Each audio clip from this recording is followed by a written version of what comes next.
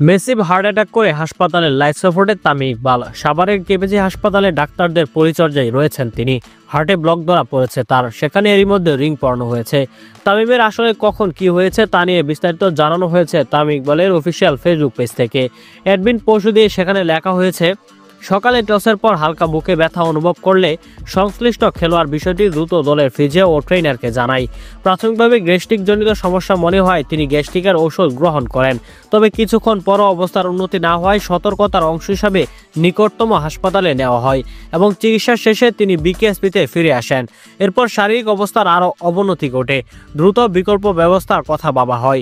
দলের ম্যানেজার শিপন ভাইয়ের সঙ্গে আলোচনা করে হেলিকপ্টারের ব্যবস্থা করা হয়, যাতে দ্রুত উন্নত চিকিৎসার জন্য স্থানান্তর করা সম্ভব হয়। তবে পরিস্থিতি আরও জটিল হয়ে পড়লে তাকে ফের নিকটতম কেপিজি হাসপাতাল ও নার্সিং কলেজে নেওয়া হয়।